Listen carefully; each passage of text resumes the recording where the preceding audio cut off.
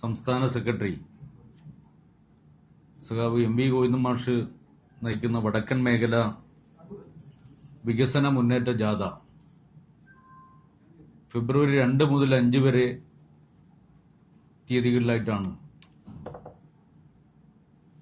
കണ്ണൂർ ജില്ലയിൽ പര്യടനം നടത്തുന്നത്. നേരത്തെ നിങ്ങളെല്ലാം മനസ്സിലാക്കിയതുപോലെ 2-ാം തീയതി വൈകുന്നേരം 5 മണിക്കാണ് പയ്യന്നൂരിൽ ജാഥ പ്രവേശിക്കുന്നത്. പയ്യന്നൂരിൽ വരുന്ന ജാഥയെ കാലിക്കടവ് വെച്ച് ഇടതുപക്ഷ ജനാധിപത്യ മുന്നണിയുടെ പ്രവർത്തകർ സ്വീകരിച്ചാനയിച്ച് പയ്യന്നൂർ ടൗണിൽ അന്നേ ദിവസത്തെ സമാപന പരിപാടിയാണ് ഉണ്ടാവുക. ഫെബ്രുവരി 3-ാം തീയതി ജാഥയുടെ ഭാഗമായി എല്ലാ ദിവസവും കാലത്ത് പൗരപ്രമുഖരുമായിട്ടുള്ള ഒരു കൂടിക്കാഴ്ച സംഘടിപ്പിക്കുന്നുണ്ട്. കാലത്ത് 8:30 ആ പരിപാടി നടക്കുക. പൗരപ്രമുഖർ എന്ന് പറയുമ്പോൾ സമൂഹത്തിന്റെ വിവിധ തലങ്ങളിലുള്ള വിഭാഗങ്ങളുടെ നേതാക്കളായിട്ടുള്ളവർ എന്നാണ് അർത്ഥം. തൊഴിലാളികളുടെ പ്രതിനിധികളുണ്ട്, അതുപോലെ തന്നെ പ്രൊഫഷണലുകളുടെ പ്രതിനിധികളുണ്ട്, കച്ചവടക്കാരുടെ പ്രതിനിധികളുണ്ടാവും, സാംസ്കാരിക പ്രവർത്തകരുണ്ടാവും, കലാകാരന്മാരുണ്ടാവും. അങ്ങനെ വ്യത്യസ്ത തുറകളിൽ ഉള്ള ആളുകളുടെ പ്രതിനിധികൾ എന്നുള്ള നിലയിൽ എല്ലാ വിഭാഗങ്ങളെയും പ്രതിനിധീകരിക്കുന്ന ഒരു പരിപാടി എന്നുള്ള നിലയിലാണ് കാലത്ത് 8:30 ജാഥ ജില്ലയിൽ പര്യടനം നടക്കുന്ന എല്ലാ ദിവസങ്ങളിലും പൗരപ്രമുഖരുമായിട്ടുള്ള കൂടിക്കാഴ്ച സംഘടിപ്പിച്ചിട്ടുള്ളത്. അതിനുശേഷം 9:30 മാധ്യമങ്ങളെ കാണുന്നുണ്ട്. എല്ലാ ദിവസവും കാലത്ത് 9:30 ജാഥയുടെ ഭാഗമായി പത്രസമ്മേളനം ഉണ്ടാവും. ഫെബ്രുവരി 3 10 മണിക്ക് കല്യാശ്ശേരി മണ്ഡലത്തിന്റെ പരിപാടി പഴയങ്ങാടി വെച്ചാണ് സംഘടിപ്പിച്ചിട്ടുള്ളത്. 3 മണിക്ക് തളിപ്പറമ്പ് മണ്ഡലത്തിന്റെ പരിപാടി തളിപ്പറമ്പ് ടൗണിലാണ് സംഘടിപ്പിക്കുന്നത്. 4 മണിക്ക് ഇരിക്കൂർ മണ്ഡലത്തിന്റെ പരിപാടി ശ്രീകണ്ഠാപുരത്ത് വെച്ചാണ് നടത്തുക. 5 മണിക്ക് അന്നേ ദിവസത്തെ സമാപന പരിപാടിയാണ് പേരാവൂർ മണ്ഡലത്തിന്റെ പരിപാടി ഇരിട്ടിയിൽ വെച്ചാണ് സംഘടിപ്പിക്കുന്നത്. അടുത്ത ദിവസം ഫെബ്രുവരി 4 ഇതുപോലെ 8:30 പൗരപ്രമുഖരുമായിട്ടുള്ള കൂടിക്കാഴ്ച, 9:30 വാർത്താ സമ്മേളനം, 10 മണിക്ക് മട്ടന്നൂർ മണ്ഡലത്തിന്റെ പരിപാടി മട്ടന്നൂർ ടൗണിലാണ് ആ പരിപാടി സംഘടിപ്പിക്കുന്നത്. 3 മണിക്ക് അഴീക്കോട് മണ്ഡലത്തിന്റെ പരിപാടി വൻകുളത്ത് വയലിൽ വെച്ചാണ് സംഘടിപ്പിക്കുന്നത്.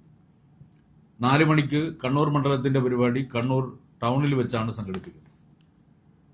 5 മണിക്ക് തലശ്ശേരി മണ്ഡലത്തിന്റെ പരിപാടി തലശ്ശേരിയിൽ അന്നേ ദിവസത്തെ സമാപനം. അടുത്ത ദിവസം ഫെബ്രുവരി 5 8:30 അവിടെയും പൗരപ്രമുഖരുടെ കൂടിക്കാഴ്ച 8:30 പിണറായി കൺവെൻഷൻ സെന്ററിലാണ് പരിപാടി സംഘടിപ്പിക്കുന്നത്. 9:30 വാർത്താ സമ്മേളനം പിണറായി കൺവെൻഷൻ സെന്റർ. ധർമ്മടം മണ്ഡലത്തിന്റെ പരിപാടിയാണത്. ധർമ്മടം മണ്ഡലത്തിന്റെ പരിപാടി മമ്പറം വെച്ചാണ് സംഘടിപ്പിക്കുന്നത്. അതിനുശേഷം 3 മണിക്ക് കൂത്തുറം മണ്ഡലത്തിന്റെ പരിപാടി പാനൂരിൽ വെച്ച് സംഘടിപ്പിക്കും. അപ്പം അതോടുകൂടി ഫെബ്രുവരി 5 കണ്ണൂർ ജില്ലയിലെ പര്യടനം പൂർത്തീകരിച്ച് വയനാട്ടിലേക്ക് ജാഥ പോവുകയാണ് ചെയ്യുന്നത്.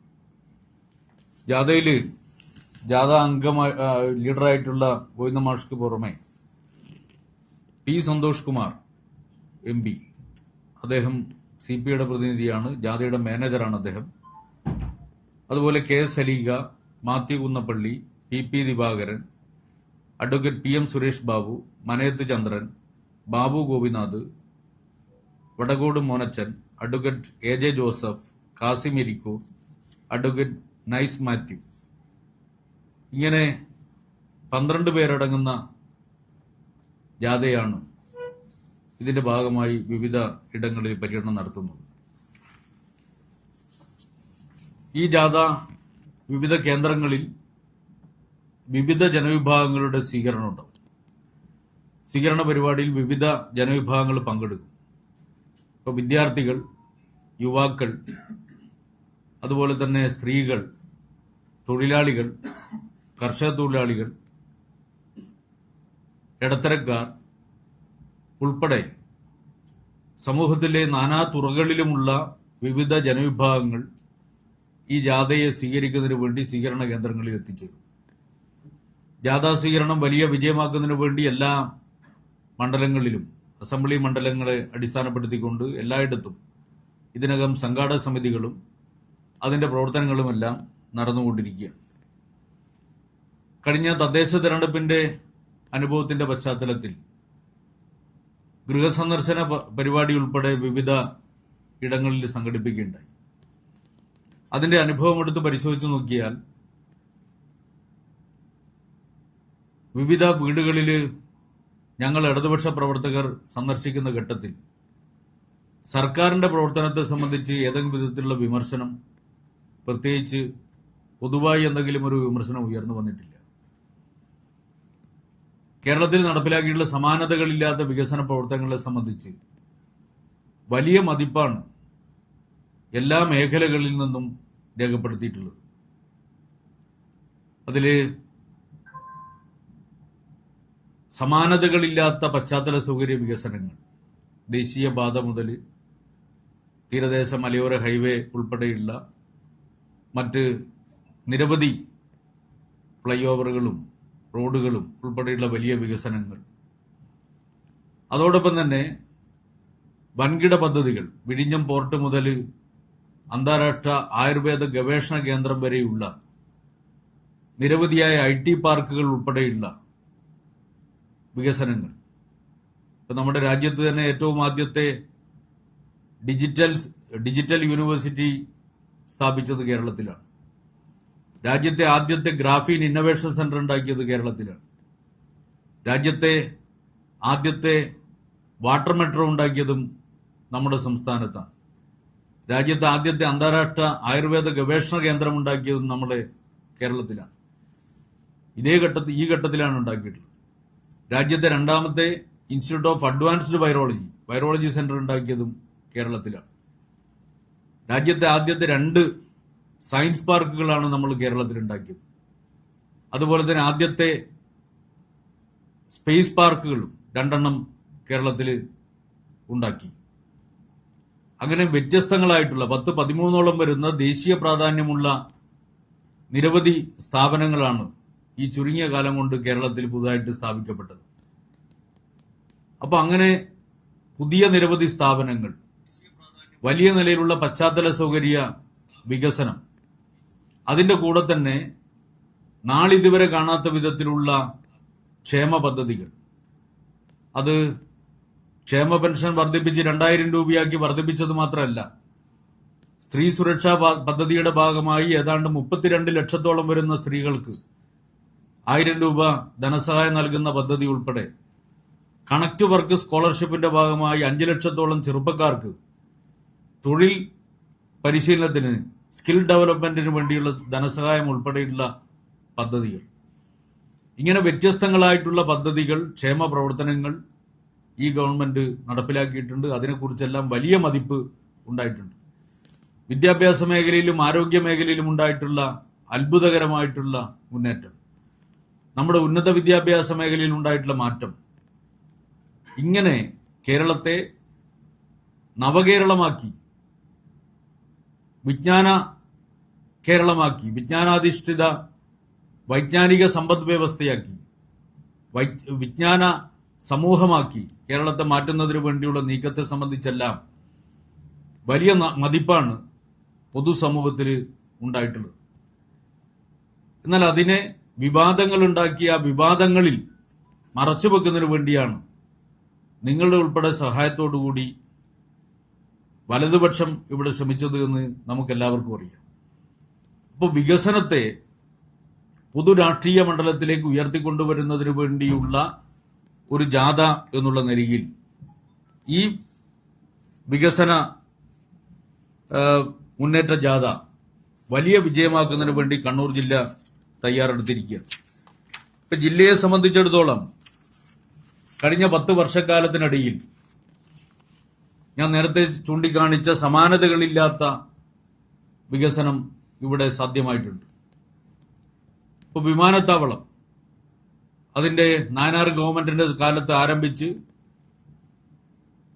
ആ വിമാനത്താവളത്തിന്റെ പ്രവൃത്തി പൂർത്തീകരിക്കാൻ LDF ഗവൺമെന്റ് അധികാരത്തിൽ വന്നതിന് ശേഷം 3ാമത്തെ വർഷം വിമാനത്താവളം ഉദ്ഘാടനം ചെയ്യാൻ വേണ്ടി കഴിഞ്ഞു.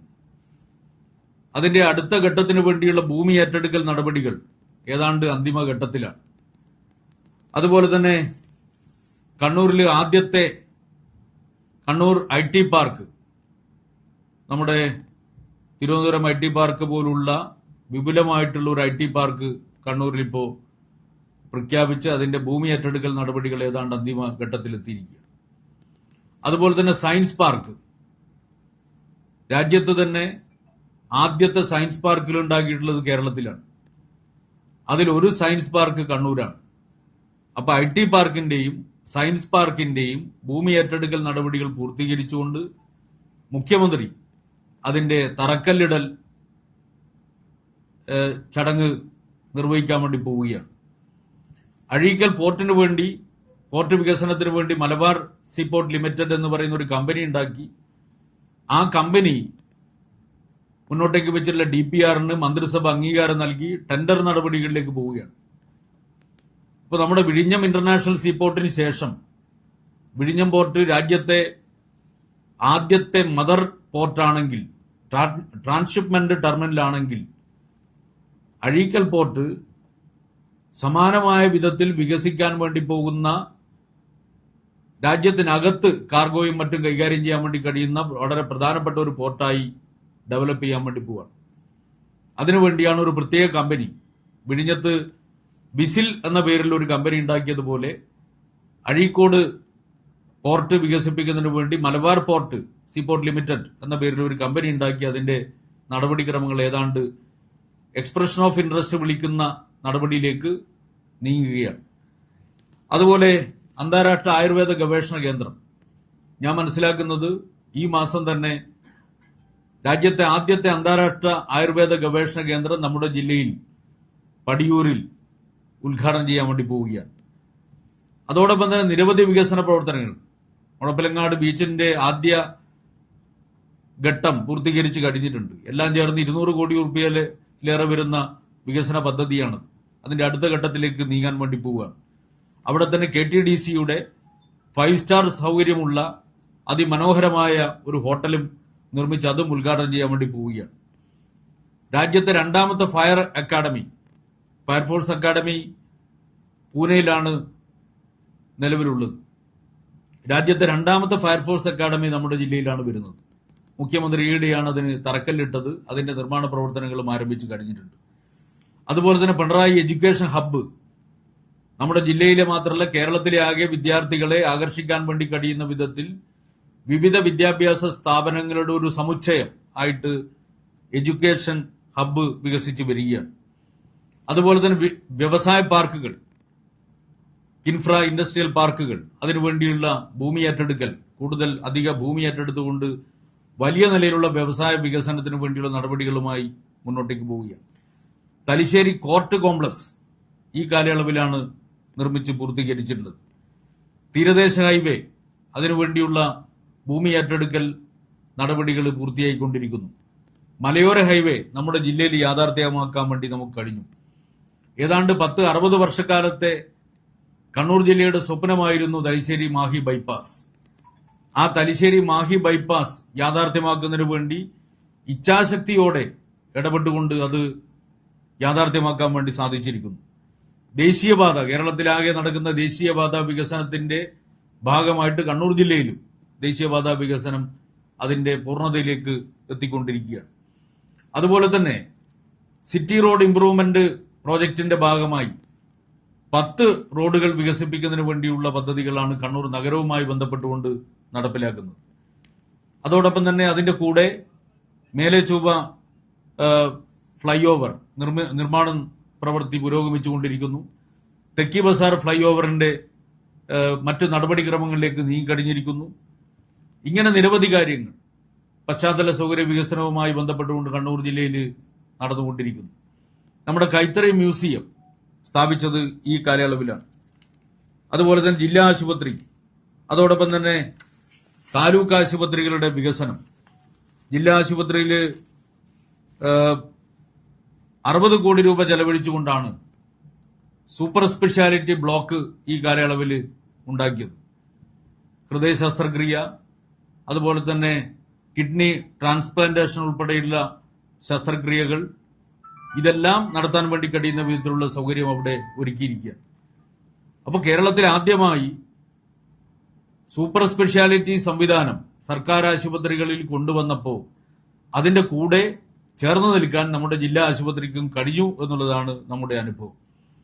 പരിയാരം മെഡിക്കൽ കോളേജ് ഈ ഘട്ടത്തിലാണ് സർക്കാർ ഏറ്റെടുത്തത്.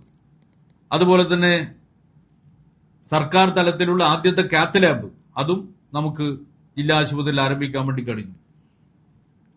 കുടുംബാരോഗ്യ കേന്ദ്രങ്ങൾ നിരവധി ഈ കാലയളവിൽ നമ്മുടെ ജില്ലയിൽ ഉണ്ടായി.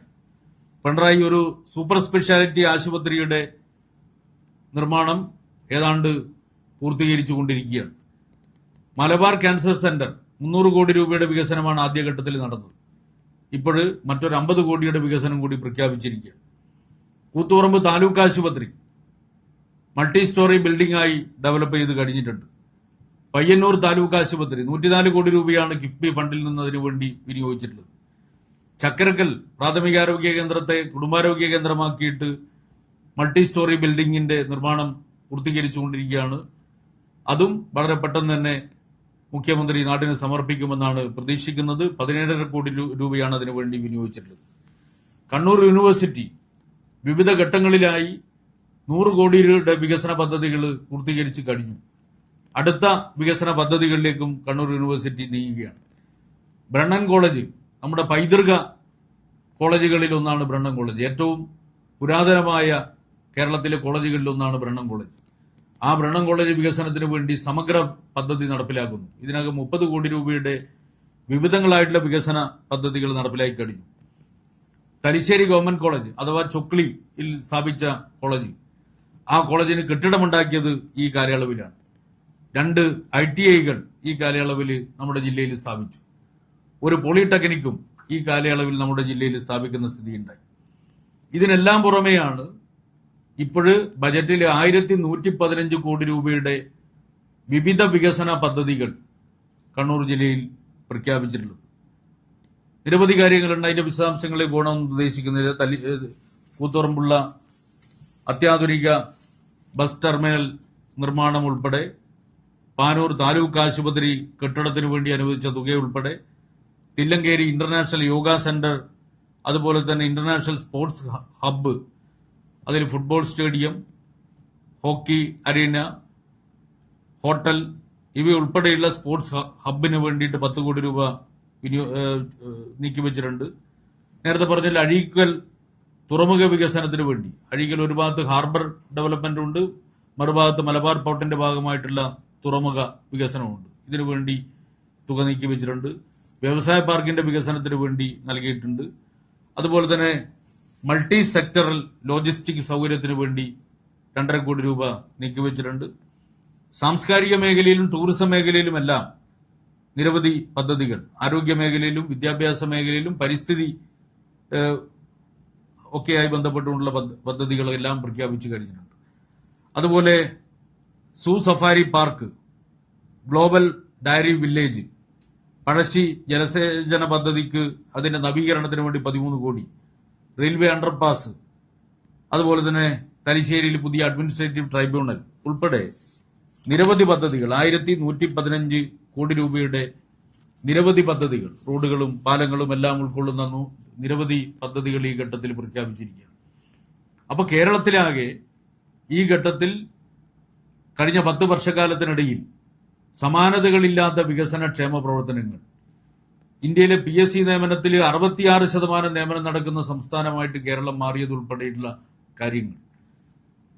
ഇതെല്ലാം അതിനു പുറമെയുള്ള ക്ഷേമ പദ്ധതികൾ, ഇതിന്റെ എല്ലാം നേട്ടം കണ്ണൂർ ജില്ലയ്ക്കും വലിയ നിലയിൽ ലഭ്യമായിട്ടുണ്ട്.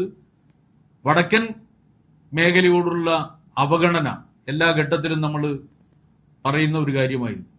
എന്നാൽ ആ അവഗണനയ്ക്ക് അറുതി വരുത്തിക്കൊണ്ട് കേരളത്തിന്റെ വികസന ഭൂപടത്തിൽ അഭിമാനകരമായ ഇടം കണ്ണൂർ ജില്ലയ്ക്ക് ലഭ്യമാക്കിയിട്ടുള്ള ഇടതുപക്ഷ ജനാധിപത്യ മുന്നണി ഗവൺമെന്റിന് അഭിവാദ്യം അർപ്പിച്ചുകൊണ്ടും ആ ഗവൺമെന്റിന്റെ വികസന നേട്ടങ്ങളെ ജനങ്ങളിൽ എത്തിക്കുന്നതിനു വേണ്ടിയും സംഘടിപ്പിച്ചിട്ടുള്ള വികസന മുന്നേറ്റ ജാഥ കണ്ണൂർ ജില്ലയിൽ മഹാസംഭവമായി മാറും എന്നുകൂടി പറയാൻ ആഗ്രഹിക്കുക.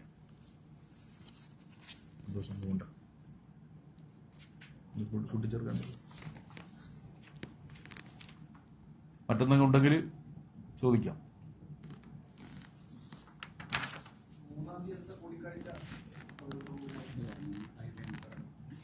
മൂന്നാം തീയതി മാടായി ബാങ്ക് ഹാളിൽ വെച്ചാണ് ആ പരിപാടി. പ്രസ് മീറ്റ് അവിടെ തന്നെ.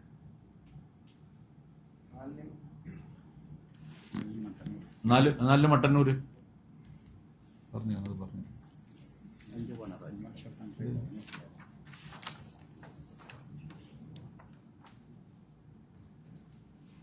5 പിണറായി കൺവെൻഷൻ സെന്റർ,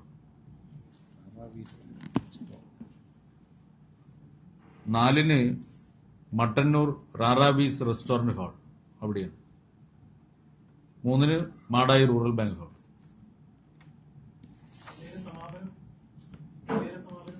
അല്ല, ജില്ലയിലെ സമാപനം എന്നുള്ള രീതിയിലില്ലല്ലോ. ഓരോ ഇടങ്ങളിലും പരിപാടി കഴിഞ്ഞ് പിന്നെ വയനാട്ടിലാണല്ലോ. 5-ാം തീയതി സമാപനം വയനാട്ടിലാണ്, ഇവിടെയല്ല.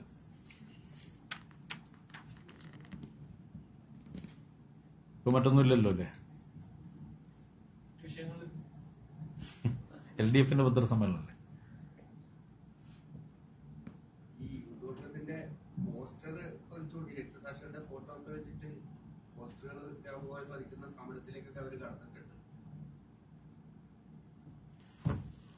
അതില് രക്തസാക്ഷികളെ അപമാനിക്കുന്ന വിധത്തിൽ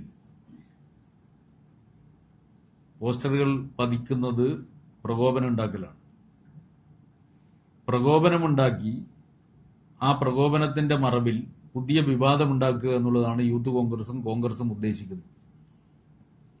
ഞാൻ അവരോട് ആവശ്യപ്പെടുകയാണ്, അനാവശ്യമായ പ്രകോപനം ഉണ്ടാക്കരുത്. രക്തസാക്ഷികൾ എന്ന് പറഞ്ഞാൽ ഇടതുപക്ഷത്തെ സംബന്ധിച്ചിടത്തോളം മറ്റെന്തിനേക്കാളും വലുതാണ്. ആ രക്തസാക്ഷികളെ അപമാനിക്കാൻ വേണ്ടി പുറപ്പെട്ടാൽ അത് പ്രകോപനം ഉണ്ടാക്കുന്ന ഒന്നായിരിക്കും. അതുകൊണ്ട് ജില്ലാ ഭരണകൂടത്തോടും പോലീസ് സംവിധാനത്തോടും കൂടി ഞാൻ ആവശ്യപ്പെടുകയാണ്, അനാവശ്യമായി പ്രകോപനമുണ്ടാക്കാൻ വേണ്ടി യൂത്ത് കോൺഗ്രസുകാർ ശ്രമിക്കുമ്പോൾ, കോൺഗ്രസും ശ്രമിക്കുമ്പോൾ, ആ പ്രകോപനത്തിന് ഇടയാവുന്ന വിധത്തിലുള്ള എന്ത് സംഭവം ഉണ്ടായാലും ജില്ലാ ഭരണകൂടവും ജില്ലാ പോലീസ് സംവിധാനവും ഇടപെടണം.